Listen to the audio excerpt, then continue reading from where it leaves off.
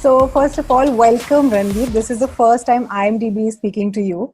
We're excited. Yes, it is. So, I'm going to quickly ask you, what are you watching right now?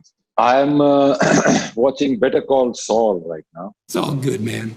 and it's absolutely amazing. I think it's better than Breaking Bad. You're never gonna forgive yourself for missing it. And then before that, I watched Fauda. بس انا مش راح اطلع من هنا.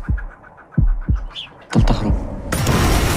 I watched Kamyab. It was an amazing film about the underbelly of film industry, how people who are not so successful, what happens to them. And it was just a very uplifting story of the spirit. Yeah. मैं और कुछ नहीं देता. Just check my name. I am medical. Yeah. I am BD. He That says I was am that- BD. Yeah. That Yes. was really funny. So, you've actually been binge watching quite a bit. Yeah, I have been because I've got a very outdoorsy lifestyle. So either I'm out at work or riding horses or in the jungles taking pictures and all that. And because of that, you can't catch up on a lot of, content. Everybody used to talk about things and I had no idea what they were talking about. But now I think I can participate in a few conversations. Awesome. Is there a show or a movie that you're obsessed with and you can keep like going back to it and revisiting it? As good as it gets, I've watched many times. Sell crazy someplace else. We're all stocked up here. Every time I watch the movie again, it's not like watching the same movie because every time you get so much more. You make me want to be a better man. And is there a web series like that which can which can just be white noise, which can just keep playing in the background and you can continue doing what you're doing? No. That's my problem. If I'm watching something, it has to be all focus and attention. Even if there is someone else present, they also have to focus, like sitting in a theater. It's not like, your household chores and it's playing in the background. No, I watch it like, I'll be sitting in a theater and watching it. Did you really like it that much? Coming to Extraction, it was Netflix's most watched title. And I read in one of your interviews that, you spoke about how Indian films have little or probably no prep before an action sequence. And what you really enjoyed about this was the prep part of it. They were really good stunt people, like Daniel Stevens, who was a stunt coordinator, and the fight master or fight coordinator, Michael Leher. So he was very calm and he was very funny with it. And he would show you examples of how not to do it. And that kind of really eased you because that's what you were probably going to do in the first place. मेरे पास एक idea है. मुश्किल है पर.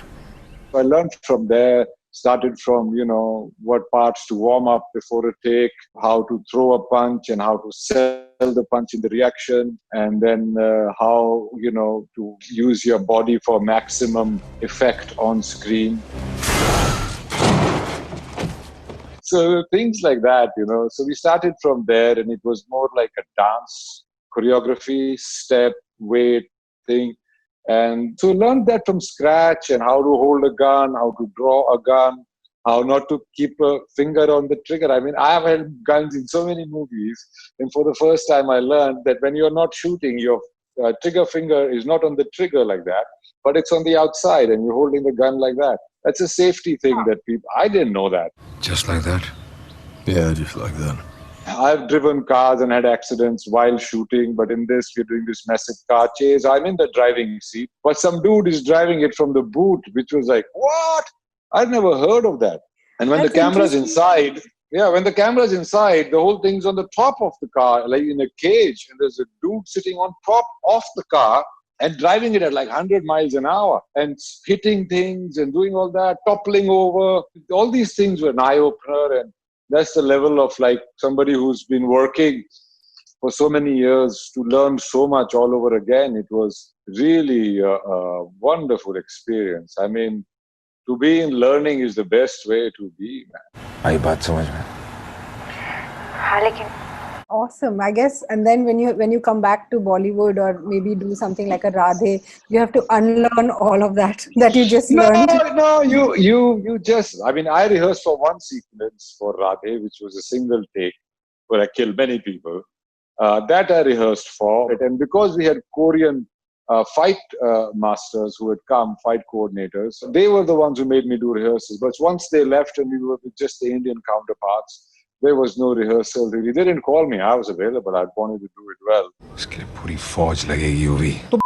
कल इंतजाम पहुंच की it was a welcome change also to see how an Indian actor was cast in a Hollywood film outside of stereotypes. And I've said no to projects before, which was very stereotypical of an Indian type, millionaire, 7-Eleven clerk, computer geek, servant, taxi driver. So that was a big plus and a big kind of, I feel it will be a breakthrough for other Indian actors in the future. But I'm really looking forward to doing more global work, more Hollywood work for sure.